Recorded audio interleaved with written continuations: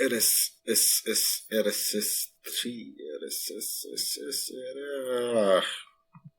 Hey, and welcome to the very first Arweave News Video Weekly.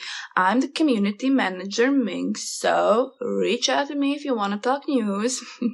And now our journalist Pierre will tell you about the latest news on the ecosystem, published on various video supporting platforms, which soon will include also permacast. La la la la la la la la la la la la la. Hello guys, Pierre here.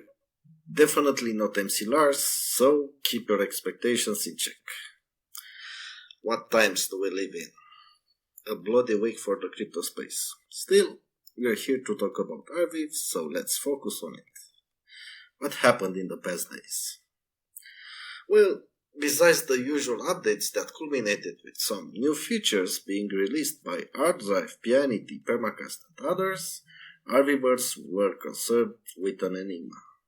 Are we just good or are we awesome? First, we have Bundler. They managed to reach the 200 million transactions threshold earlier this week. Now, this is pretty big given the fact that the whole transactions made on Arweave are around 250 millions. I don't know if you can to ask more from a project that's only 1 year old. What do you say? Let's talk a little about the dilemma, the enigma. Call it however you like. Now, we are already accustomed to Arweave being the undisputed leader in Web3 index. Still, in the last few days, according to the Web3 index, the revenue generated by the protocol has grown exponentially, from an average of 50k per week to more than 300k per week. That was quite unexpected for anybody basically, especially since the quantity of data stored on the Arweave didn't spike along with the revenue. So what happened? Are the figures incorrect? We talked with Web3 Index, we talked with ViewBlock, we talked with other community members, and apparently not. The data shown by Web3 Index seems to be accurate. How? Well, one of the potential explanations is that Arweave was used more like a proper layer 1 network, and a lot of transactions of financial natures happened on it. People were just sending and receiving art tokens, nothing more. They were storing like in normal days, but they were just conducting business. Those transactions don't carry much data, but they still carry a cost. So yeah, apparently, while the entire market was crashing in terms of price, including Arweave, we killed it in terms of revenue generated by the network. Oh man, I'm entertaining as a brick. Well, it is what it is.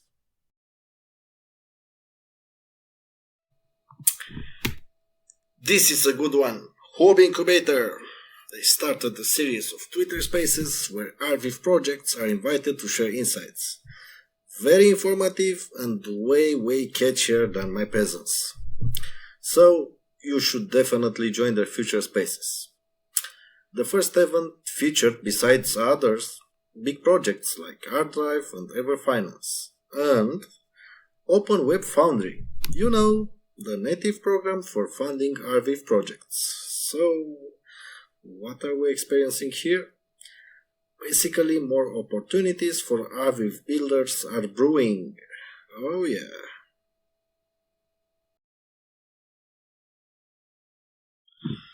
Bundler! Again! It seems that there isn't a week without a new bundler integration. Will they ever stop?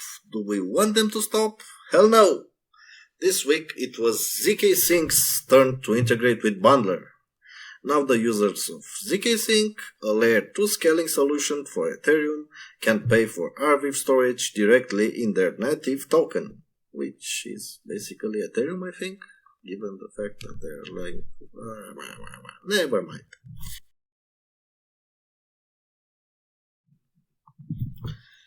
Pianity, the place where you will find with certainty a smooth and melodious voice. Why? Because they are one of the leading marketplaces when it comes to music NFTs. So they did a thing or two. They basically changed their song page and their music player altogether. One could say that artists have always been obsessed with aesthetics, clearly not my case. RSS3, the data syndication solution for Web3. Keep in mind this project. Let's say that it has the potential to create platformless media truly owned by the content creator. Yay! What did they do? They launched a year-long staking program for their token. With one of the primary sources of data being Arweave itself, it's obvious why we are paying attention to any development on their part.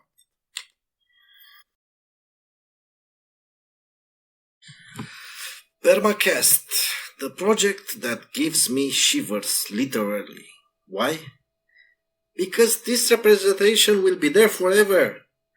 I'm just hoping that in a couple of years I will be saying, wow, how much I evolved from that, but I don't know. Okay, they launched their third iteration and the main enhancement is video support. This feature couldn't be timed better.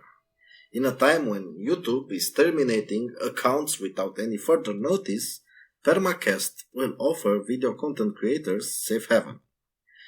Imagine a depth where you can primarily post your content, disregarding its nature, it could be podcasts or vlogs, without any fear or being deplatformed.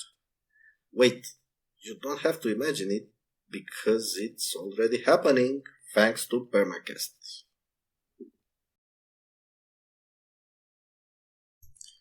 Apparently, this week was about users and how to enrich their experience while surfing the permaweb. Arweave, they continue to improve and released image previews inside the app. Functionalities like this one are paving the road to adoption for the average Web2 user. We have to understand that Web3 can and should offer a decent user experience too. Not only data ownership and permanence and whatever.